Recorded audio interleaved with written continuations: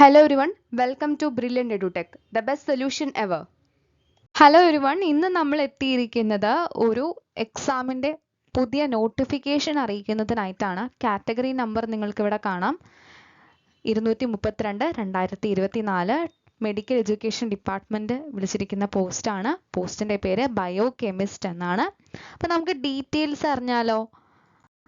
അപ്പോൾ category number നേരത്തെ പറഞ്ഞതുപോലെ 232/2024 ആണ്. ഡിപ്പാർട്ട്മെൻറ്റ് മെഡിക്കൽ എഡ്യൂക്കേഷൻ ആണ്. പോസ്റ്റ് ബയോകെമിസ്റ്റ് ആണ്. സ്കെയിൽ ഓഫ് പേ നോക്കിക്കേ, നല്ലൊരു range of scale of pay വന്നിട്ടുണ്ട്. വേക്കൻസീസ് പക്ഷെ ഒന്നാണ് ഉള്ളത്. നന്നായിട്ട് പഠിക്കാനായിട്ട് തയ്യാറാണ് എന്നുണ്ടെങ്കിൽ നല്ലൊരു പോസ്റ്റാണ്. പ്രത്യേകിച്ച് ബയോ കെമിസ്ട്രി പഠിച്ചവർ, കെമിസ്ട്രി പഠിച്ചവർക്കൊക്കെ. ക്വാളിഫിക്കേഷൻ നോക്കാം ഡീറ്റെയിൽഡ് ആയിട്ട്.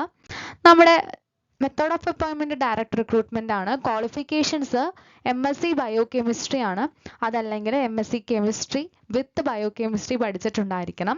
ഇനി അതും അല്ലെങ്കിൽ പ്യുവർ കെമിസ്ട്രിയോ അപ്ലൈഡ് കെമിസ്ട്രിയോ അനലിറ്റിക്കൽ കെമിസ്ട്രിയോ പഠിച്ച ആൾക്കാർ, MSc എടുത്തവർക്ക് പ്രിഫറൻസ് ഉണ്ട്, അവരെയാണ് പരിഗണിക്കുന്നത്. ഇനി ഇക്വിവാലൻ്റ് ആയിട്ടുള്ളത് ഏതാണെന്ന് നോക്കാം.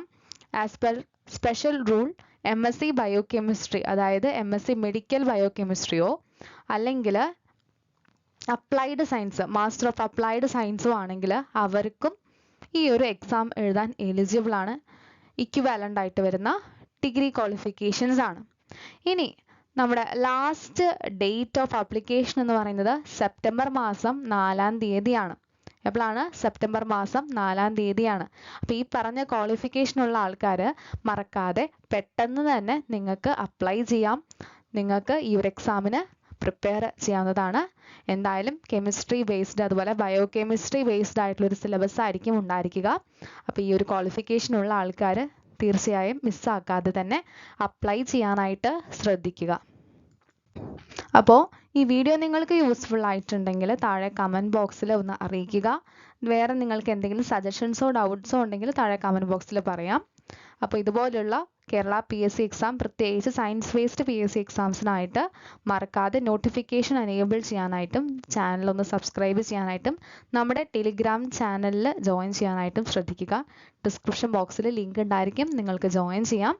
ഇങ്ങനെയുള്ള റീസെൻ്റ് അപ്ഡേറ്റ്സ് നിങ്ങൾ മറക്കാതെ അറിയാനും അതുപോലെ ശ്രദ്ധിക്കാനും അപ്ലൈ ചെയ്യാനൊക്കെ ആലോചിക്കുക, ശ്രദ്ധിക്കുക.